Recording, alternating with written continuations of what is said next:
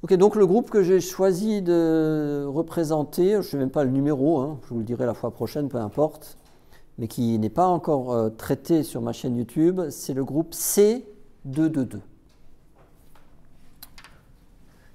C222. Alors, pour l'orthorhombique, ce n'est pas la peine de parler de notation étendue, puisque dans l'orthorhombique, les choses sont extrêmement explicites et très simples. Quand c'est des axes qui sont indiqués, ils sont le long de A quand il est écrit en première position, le long de B quand c'est écrit en deuxième position, et le long de C quand c'est écrit en troisième position, ce qui est quand même plutôt naturel, vous en conviendrez. Donc les chrysographes, ils ne sont pas non plus l'esprit trop tordu. Quand ça sera des miroirs M, des miroirs A, des miroirs N, des miroirs C, tout ce que vous voulez, des miroirs possibles, eh bien, ces miroirs seront perpendiculaires à A quand ils sont écrits en première position, perpendiculaires à B quand ils sont écrits en deuxième position, et perpendiculaires à C quand ils sont écrits en troisième position. Easy? Vous êtes d'accord? C'est logique, quoi. Ça va? Donc, ici, il y a un axe 2 le long de A, un axe 2 le long de B, un axe 2 le long de C.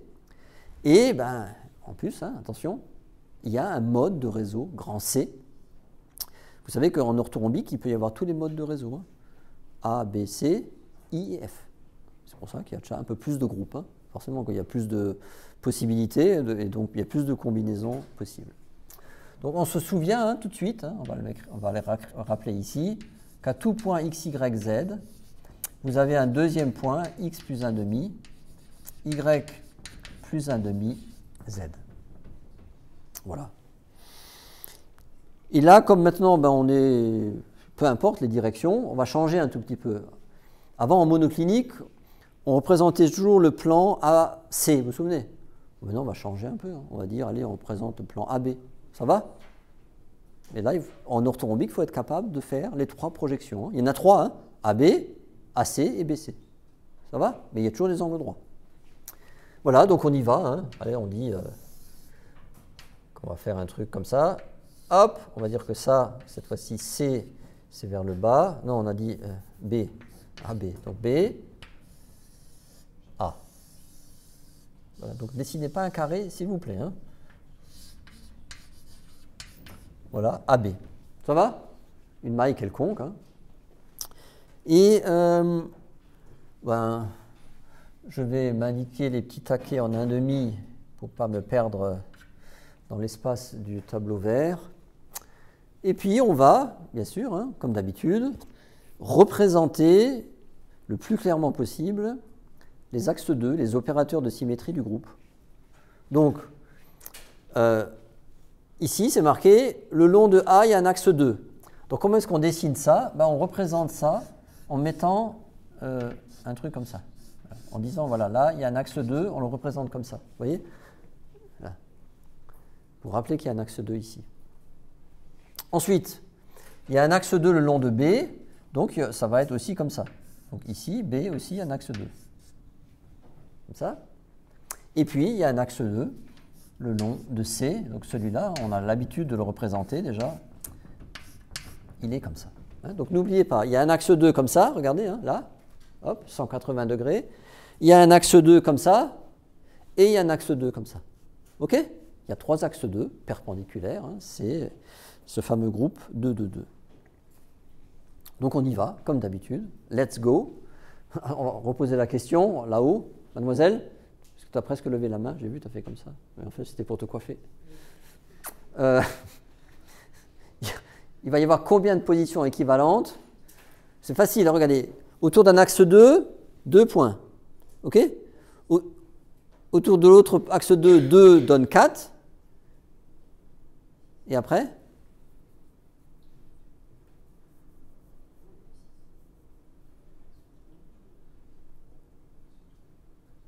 Ben après, c'est tout. Ça veut dire que dans le groupe de symétrie ponctuelle 2, 2, 2, il va y avoir 4 positions équivalentes. dans le groupe MM2, il y aura 4 positions équivalentes, et dans le groupe MMM, il y a 8 positions équivalentes. OK? Et ceci est important, si vous n'êtes pas convaincu, il faut revenir aux projections stéréographiques des groupes de symétrie ponctuelle. Regardez les cercles. Vous verrez que par construction, vous mettez en fait 2 axes E2 perpendiculaires, 2, donc ça fait 4, et vous voyez que apparaît parmi les 4 points un axe 2 supplémentaire. Donc on appelle ce groupe 2, 2, 2. Mais le troisième axe 2, en fait c'est un axe 2, entre guillemets, généré. Mais il y a 4 positions. OK?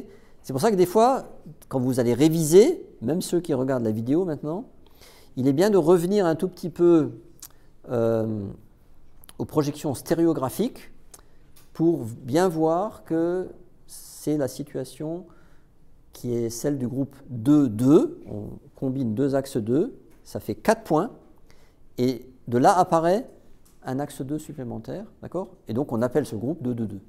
Mais il y a 4 positions équivalentes. Attention, hein. C'est dans l'holoédrie seulement de l'orthorhombique qu'il y aura 8 positions équivalentes, comme je vous l'ai déjà dit. Et donc si, dans un groupe de type MMM, en plus vous avez un mode de réseau F, ce qui peut exister, donc c'est 8 fois 4, 32 positions équivalentes. Okay? C'est la multiplicité la plus haute possible dans l'orthorhombique, c'est 32. Yes? C'est pas de la magie, hein, c'est la construction naturelle, hein, de la combinaison de ces opérateurs de symétrie. Voilà, donc nous, on doit trouver 4 positions. Si on en trouve 8, ça veut dire qu'il faut déplacer un axe 2 quelque part. On les a mal placés. Parce qu'au départ, tu dis, bon, je les mets le long de l'axe et je vais voir ce que ça donne. On va voir. Hein. Il y a déjà 1 ou 2 exemples sur ma chaîne YouTube où il y a cette difficulté supplémentaire qui apparaît. Donc on y va. Là, je vais l'écrire toujours en blanc. On met un F plus ici. Et bah, on se demande qu'est-ce qu'il va donner. Alors on va commencer le long de A. Si vous êtes ici et que là il y a un axe 2, est-ce que tout le monde perçoit que là vous avez un F moins tête en bas? Vous êtes ici, vous tournez de 180 degrés, vous voyez qu'il se retourne, il est derrière le tableau, et comme il est derrière le tableau, ben, il a une cote moins. Oui? Donc je le mets dans la maille, il est là. Ensuite, on va regarder l'axe 2 le long de B. On est d'accord? On fait un truc après l'autre. Hein. F+, il est là, regardez. Hein. Je tourne de 180 degrés, donc je me retrouve de l'autre côté du tableau. Et F-, ça donne F- comme ça. Ici, ben, celui-là va donner F+, comme ça. Donc on va le mettre dans la maille. Et celui-là aussi. On est d'accord? Je les ai simplement ramenés à l'intérieur de la maille, parce que c'est ça qui m'intéresse, moi, c'est de les placer à l'intérieur de ma maille élémentaire. Et maintenant, ben, j'applique, je vais voir hein, si c'est cohérent, si mes opérateurs sont bien placés. Je vais regarder le troisième axe 2, celui qui est là, vous le voyez? Et vous voyez que celui-là, ben, attends, j'ai oublié de le représenter, on va mettre celui-là là, hein. Vous voyez que celui-là, eh bien, il ne génère pas de points supplémentaires. Ok? F- devient F-, F+ devient F+. Et donc, ça veut dire que par défaut, là, les 3 axes 2 sont bien placés. Vous voyez, on a 4 positions équivalentes. Vous avez beau essayer d'appliquer quelque chose avec le dernier axe 2, vous voyez bien que ça ne génère pas de points supplémentaires. Tu peux faire ce que tu veux, ça ne génère rien d'autre. Donc, on a ces 4 points. Eh bien, hein, comme d'habitude, hein, on peut remettre les axes 2 qu'on voit, hein, mais ça c'est toujours la même chose. Évidemment, ici, vous les voyez aussi, bien sûr, hein, comme ça et comme ça. OK? Vous voyez tous ces axes? Là, on a un demi partout, ici, on a un demi. Voilà. Donc, vous voyez que, hop, il y a des axes 2 qui apparaissent un peu partout. Et on les voit apparaître par construction géométrique, hein, tout simplement.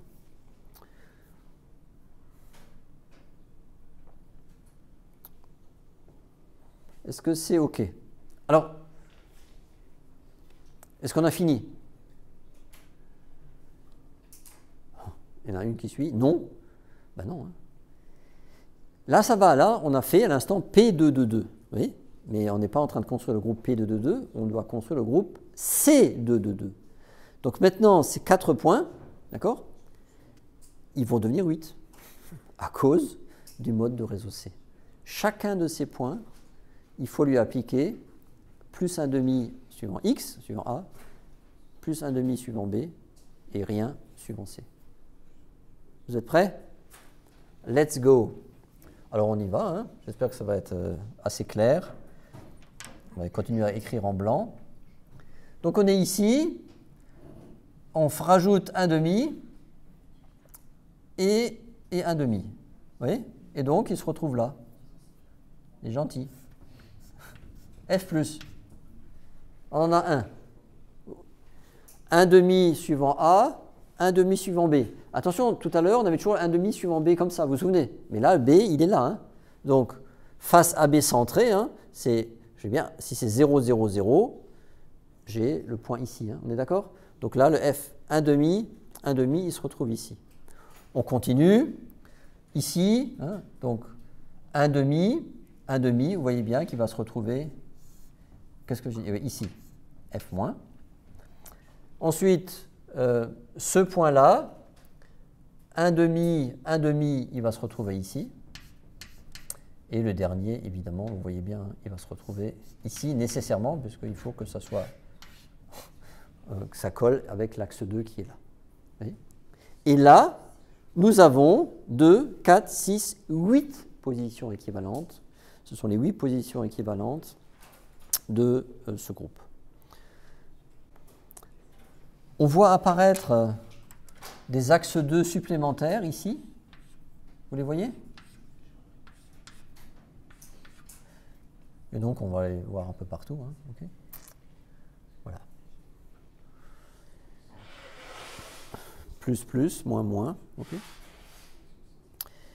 Et donc, vous pourrez le faire chez vous. Je vais bientôt m'arrêter. La position générale de ce groupe, je l'avais noté, c'est une position 8L. L. Donc, je l'indique. 8L. On ne va pas les déterminer tous. Hein. Vous pouvez faire ça chez vous. C'est une position 8L. Et évidemment, c'est mon F+ qui est ici, X, Y, Z. Et donc, 3, 4, 5, 6, 7, 8. Vous allez trouver ici 7 autres positions. Et comme travail chez vous, ce n'est pas trop difficile, hein, la construction est correcte, et vous pouvez le noter au passage, vous trouverez 4 positions spéciales de type 2, 2, 2, c'est-à-dire à des endroits où il y a 3 axes 2 qui se rencontrent. Ben, c'est par exemple ici, ok? C'est par exemple ici, c'est par exemple ici, et c'est par exemple ici. D'accord? Ça, c'est des positions spéciales de type 2, il y en a 4. Et des positions spéciales de type 4, ouais, 4 positions, il y en a 7. Parce qu'il y aura des axes 2 là, et il y aura des axes 2 supplémentaires qui sont ici. OK? Et donc en tout, il y en a 7. Donc il y a 4, 7. Et donc le 8e, donc ça fait A, B, C, D, E, F, G, H, I, J, K, L. Et la position générale, c'est une position 8L. Donc vous devez trouver avant 4 plus 7, ça fait 11 positions. Donc le L, ça doit être la 12e lettre de l'alphabet, c'est ça? A, B, C, D, E, F, G, H, I, J, K, L. Vous avez compris? Non, mais il faut comprendre la logique. Hein. Maintenant, on a déjà fait plusieurs groupes. Vous voyez? Donc, il y a plein de positions spéciales dans un groupe de cette nature-là. Mais bien sûr, hein, à cause du mode de réseau C, il n'y a pas de position de multiplicité 1. On est d'accord, hein? Il y a d'abord 4 positions de multiplicité 2. Ensuite, il y aura 7 positions de multiplicité 4. Et enfin apparaît la position générale de multiplicité 8, 8L. Donc voilà, on s'amuse. Hein. Allez, on y va rapidement. On va regarder, on va faire comme ça, hein, on va descendre. Hein. Alors ici, je vais vous les donner. Hein. Donc attends, ici, c'était quoi ça? C'était A. Hein. Donc ici, c'est moins X. En Y, ça n'a pas bougé. Z, c'est marqué dessus. Ensuite, ici, en x, c'est 1 demi moins x. En z, 1 demi moins... non, en y, 1 demi moins y, pardon. Et en z, c'est marqué dessus, c'est plus z. Ensuite, celui-là, en x, c'est 1 demi plus x, ok. En z, en y, je vais y arriver, c'est 1 demi moins y. Et en z, c'est marqué dessus, moins z. On continue. Celui-là, donc c'est 1 demi moins x, c'est un peu avant. En y, c'est 1 demi plus y. En z, c'est marqué dessus, moins z. Ensuite, celui-là, c'est 1 demi plus x. En y, 1 demi plus y. En z, c'est marqué dessus z. Celui-là, en x, ben c'est x. Même code que celui-là. En y, moins y. Z, c'est marqué dessus, moins z. Et enfin, celui-là, eh bien, c'est moins x, moins y et z. Voilà. Donc, quand on a un petit peu l'habitude, on va un peu plus vite. Mais vous êtes censé, en master, être capable de faire ça, okay, sans vous tromper. Vous avez vu comment j'ai fait? Voilà, donc, c'est les 8 positions générales d'un point placé en dehors de tout opérateur de symétrie dans ce groupe. C'est le groupe C2 de 2.